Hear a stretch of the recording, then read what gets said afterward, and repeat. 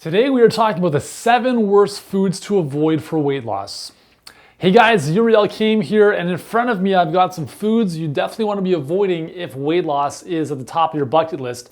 And before I get into this, I need to say that it's not about, I'm not trying to be a food Nazi here, because these are actually some of the foods in my very own pantry, which actually kind of makes me a little bit of a hypocrite, but I'll explain why in just a second. Just in case you don't know who I am, again, my name is Yuri Elkaim, New York Times bestselling author of the All Day Energy Diet, the All Day Fat Burning Diet, and the All Day Fat Burning Cookbook.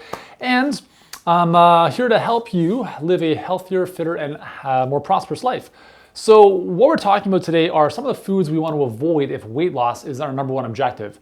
And I often tell people, like, how you heal anything is how you heal everything. So if you want to have more energy, if you want to lose weight, if you want to prevent disease, the approach I'm about to share with you is pretty much the same for all of those situations as well. But again, it's not about becoming fanatical. Again, everyone has their own journey, and I'm not saying you have to do this or you can never do that. I'm just going to kind of bring this stuff to your attention, and then you do whatever you can to the best of your ability to incorporate this into your life. But once again, the key with what I'm about to share with you here is to understand why these foods don't contribute to helping you lose weight. And the reason they kind of hold onto weight or force your body to hold on to weight is because they do a couple things. One, they increase inflammation inside the body. Okay? And inflammation is going to tell your brain, hold on, things are not safe. So that's kind of a bit of a stress response. And when your body feels stressed out or uncertain of its future, what it does is the hypothalamus in your brain sends the signal to other systems and other organs and glands in your body, like the thyroid, to slow down, to conserve energy because it's uncertain of your safety. And this is the primitive wiring that our brain has been built with. So thank you very much, primitive wiring. Now, with that said, shall we jump into these foods? All right, so first and foremost, I'm going to share 2 foods that I don't have in front of me. First and foremost is dairy, and I'm going to specifically talk about milk here. Now, milk is a big issue for a lot of humans, and the reason for that is because we don't have the enzymes to process it, right? A lot of people have lactose intolerance, they have casein problems or problems with the protein called casein in milk, and it just creates a lot of mucus. You know, it's an inflammatory food. It's also very acidic. Now, a food that is very acidic creates a lot of problems inside the body because our blood specifically, wants to be slightly alkaline. And that's important for a lot of different reasons that I've talked about in other videos. But just understand that if foods are making your body more acidic, your body will be scared into, actually not so scared, but your body as a defense mechanism will take a lot of that acid and store it in your fat cells, because acid inside your blood is not a good thing, and your body understands that and it knows that. So it's going to store that excess acid in storage lockers, which are essentially your fat cells. So we want to reduce the acid load coming into our body, and many of these foods are acid producing, and milk is at the top of the list, okay? So milk, we're talking about cow's milk specifically, is not a great thing to have into your diet. Plus it creates mucus. A lot of people just, it doesn't really make them feel good. So instead of drinking cow's milk, just switch to an almond milk. A really simple solution. Almond milk is amazing and it tastes awesome. All right, the second food that is not here, and I'll get into these foods in a second, that you want to avoid if weight loss is your thing, is the omega-6 vegetable oils. So basically what these are, we're talking about canola oil, we're talking about soybean oil, corn oil. These are the oils that you're going to find most commonly in packaged foods and in fast food. And this is why going to eat in cheaper fast food restaurants can be dangerous. Yes, they might be more inexpensive, but in the long run, they're much more costly to your health, because I can guarantee you they're not cooking with the highest quality oils. And oils, fats in general inside the body, are very, very unstable and reactive. And if you have the wrong oils and fats coming in, that becomes a ground for free radical damage. They can damage the quality of your cell membranes, your DNA, all sorts of crazy stuff. And so we want to avoid using those crappy omega-6 vegetable oils. Now, there are much better oils to use. Coconut oil, grass-fed butter, olive oil, avocado oil, fish oil, flax oil. Those are great quality oils, but it's the previous ones that I mentioned that we want to stay away from because they're going to increase inflammation inside the body. They're going to create all sorts of issues at a cellular level that we want to avoid. Okay, so now that we've gone through those two, here are 5 more that we need to be aware of. Now, we talked about milk being an issue, cow's milk. Cheese, this is cheddar cheese. This hard cheese tends to be an issue for a lot of people. Again, very similar to cow's milk. Big time problems with mucus production, sinus congestion, and increasing acidity inside the bloodstream. Okay, as it's digested, it gives off more protein and phosphorus than the alkaline minerals, calcium, potassium, magnesium. That's why it's considered acidic. And again, when we look at the processing of cow's milk in general, homogenization, pasteurization, all of those things denature the initial product from the cow and make it less usable and less beneficial for human health, right? So if we were to compare cow's milk versus raw cow's milk would be slightly better because it has the enzymes to allow us to deal with it more effectively. But again, it's still cow's milk, right? The micronutrient and macronutrient breakdown of cow's milk versus human breast milk is very different. It's not suited for human consumption. And cheese, for me, if I have cheese, like it's instantaneous, like sinus congestion, digestive stuff, not a good thing. So I'm not a huge fan of cheese. I enjoy cheese, but I don't have it that often because I know how it makes me feel.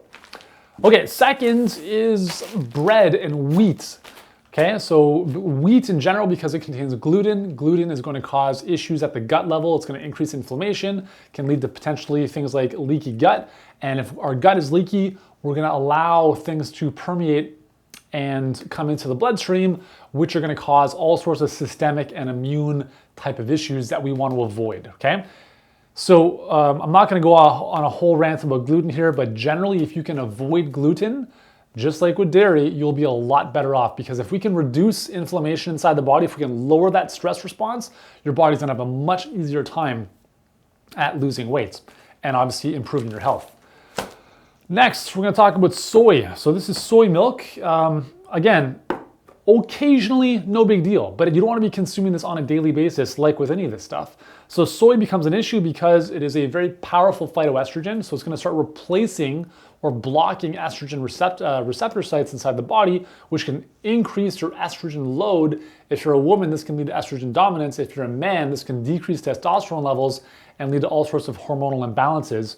And so soy, not the greatest thing, because if we're messing up with our hormones, if we're messing our hormones up, that's gonna make it almost impossible to lose weight. And so again, just a simple alternative to soy is almond milk or coconut milk. Cool? Next, good old boxed, packaged anything. Now this is cereal from a healthy company called Nature's Path.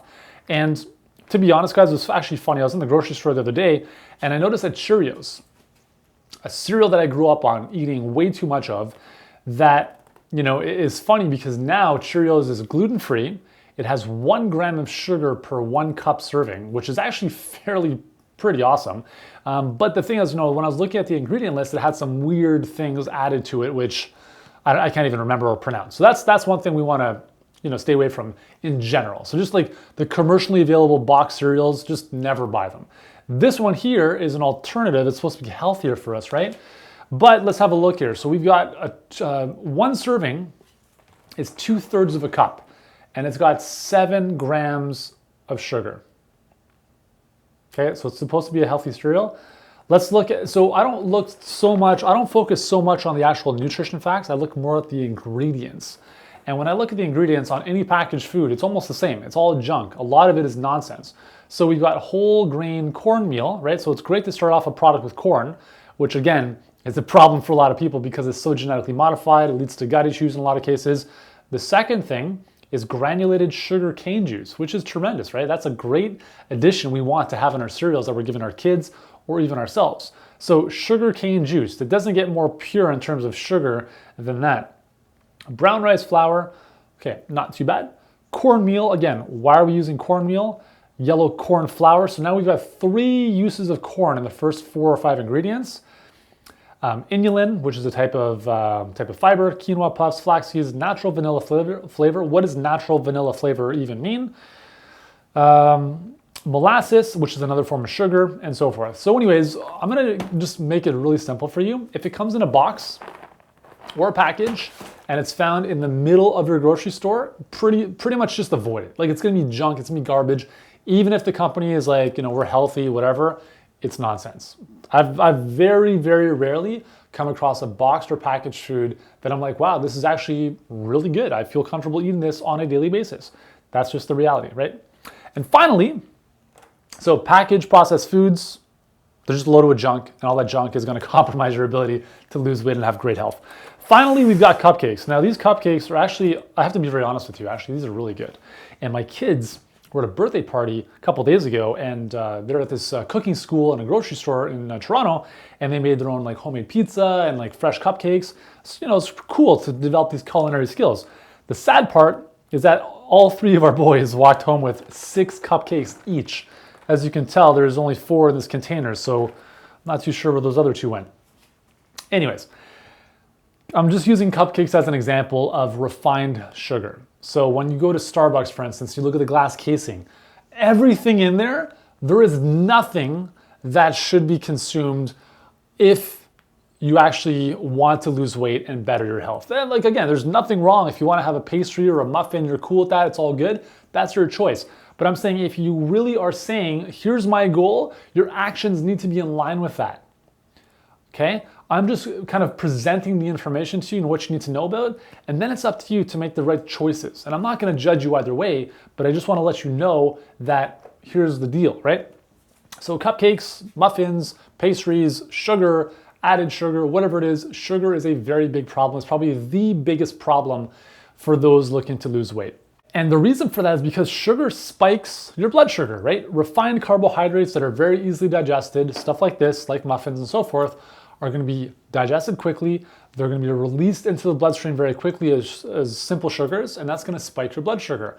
So why that's a problem for weight loss is that when we have a high amount of blood sugar, we have a hormone called insulin, which is like shuttled out into the bloodstream and says, hey, take all this sugar and store it, because we have to maintain a healthy blood sugar level. So that's what happens. As insulin is secreted, high amounts of insulin means you're in storage mode all the time. And so now you're storing all these foods in your fat cells, unfortunately, and that becomes a big problem if you want to lose weight.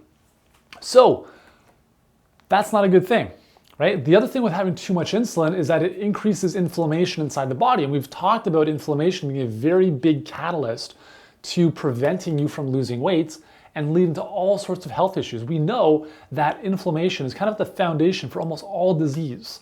So by eating foods that increase inflammation, we're really like battling, we're trying to like crawl uphill on broken glass if the top of the hill is trying to lose weight. So I know this seems very restrictive.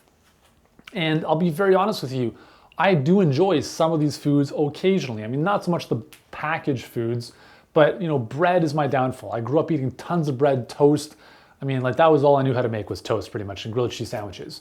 Cheese and toast would have been my daily, like no problem, every single day, day in and day out, I could eat that. So I grew up on these foods, and that's why I ended up losing my hair when I was 17 to an autoimmune condition called alopecia. That's why I had such low energy for so long. And that's why so many people are suffering with metabolic issues that are leading to things like type 2 diabetes or excess weight, right? Every body responds a little bit differently, but generally if our metabolism gets messed up over time, over repeated consumption and exposure of these foods, eventually something's gonna break down. So I'm not saying that you have to be 100% cold turkey and get rid of this stuff forever. If you want to, hey, you'll probably be better off, assuming you're replacing these with great quality whole foods. But if you want to indulge occasionally, that's totally fine. Just know what it is you're doing and just have a good understanding of the pros and cons of some of these foods. Cool? So if you need help losing weight, then I've got a great resource for you. It's called the Fat Loss Commandments. And I've been doing this for a long period of time, 20 years, and we've helped over 500,000 people to lose weight, have more energy, improve their health.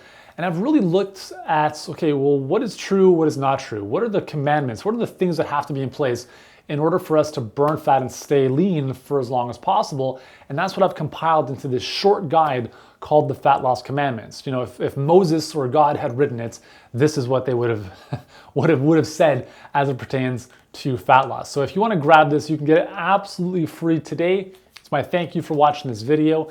You can click on the video somewhere or in the description below this video, and it'll take you over to the page where you can download that immediately and get the truth of what it takes to burn fat and stay lean. While you're here, remember to subscribe to the channel. There's a little button or a little icon in the video. Just click that. It'll subscribe you to my channel, and you'll have access to all the awesome videos I have coming your way to help you live a healthier, fitter, more prosperous life. Plus, I encourage you to go back through my channel and check out any of the previous hundreds of other videos I've done on recipes, workouts, nutrition tips, all that good stuff. And that's what I'm here to do. That's what I'm here. I'm here to serve you. I'm here to transform the lives of 100 million people by 2040. And I would love for you to be one of them. Thank you so much for taking the time out of your day to join me. I hope this has found you well, and I look forward to seeing you soon.